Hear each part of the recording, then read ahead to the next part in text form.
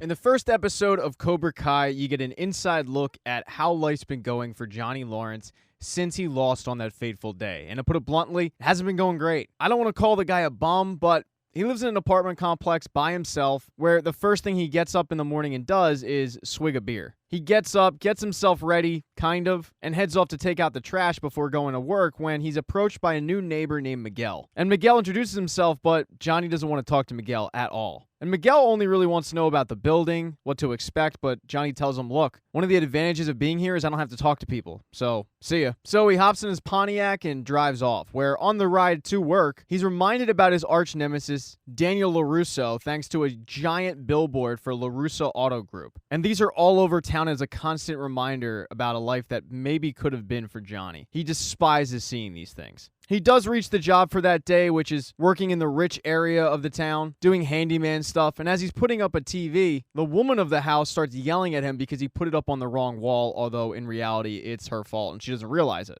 Johnny's getting more and more frustrated and finally snaps at her, "Stop bitching at me." But all she heard was the word bitch. And when she tells her husband, Johnny ends up getting fired from the job. It's been a rough day for Johnny. So that night he heads to a mini mart and grabs mini mart pizza for dinner. And he ends up running once again into Miguel, who's getting Pepto-Bismol for his grandmother, but Johnny doesn't care, just wanting to really be left alone. He goes outside and starts eating the pizza, but then he gets yelled at by a homeless woman who tells him, "Stop impeding on my territory." I mean, that's how disheveled Johnny looks. He looks homeless. As he's eating the pizza, though, these four teenagers get out of a car and start walking into the mini-mart. But when they come out, they're pushing Miguel, yelling at him because apparently Miguel accidentally tipped off the guy behind the counter that these kids were in high school, not in college, and they were trying to buy beer. And they're pretty pissed off at Miguel. Johnny's watching this all go down, but he doesn't really care that the kid's getting beat up. He also watches them take the Pepto-Bismol out and pour it all over Miguel, but once again, he still doesn't do anything. It's not really until Miguel touches his car where Johnny stands up and says, "Hey, watch the car and leave the kid alone." These kids start making fun of Johnny for the way he looks, what he does for a living, and Johnny tells him, "You're messing with the wrong guy on the wrong day." And that's when this little punk, who's the leader of the group, ends up pushing Johnny.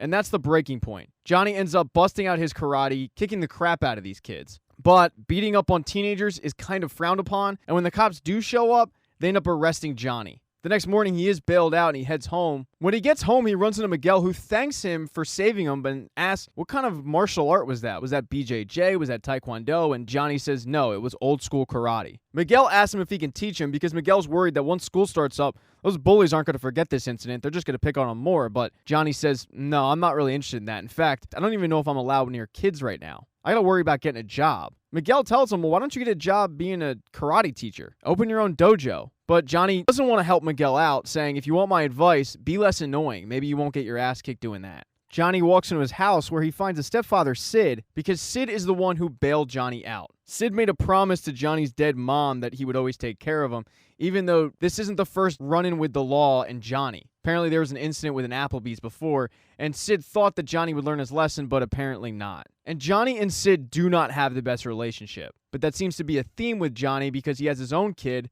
named Robbie, who's about 15 or 16, that Johnny hasn't seen in a while. But Sid didn't come here just to give Johnny a hard time. He pulls out a check and hands it to Johnny because he's buying Johnny out of his life. Even though he made a promise to Johnny's mom, he says, I think your mom would understand at this point. And I would tell you to get your life together, but I don't see that happening. Johnny, just losing his job, looks the gift horse in the mouth and tears up the check saying, I don't want your money, Sid. But Sid's feeling is, well, I'm done with you. Take the money or not, but I'm not helping you out anymore. That night, as Johnny is drinking his sorrows away watching an old 80s movie, the inspirational message in the 80s movie hits Johnny, really speaks to him. And it's picking Johnny's spirits up a little bit, but the movie goes to commercial break, and the first commercial is for LaRusso Auto Group. And man, is it corny. And Johnny, in frustration, ends up breaking his TV. He ends up going for a drive, but he's drinking and driving and not in the right mindset, constantly being reminded about everything that led him to the moment of getting kicked in the face. He even ends up driving to the All Valley Sports Arena, where he gets out of his Pontiac and walks over and is remembering when his sensei choked him out for winning second place because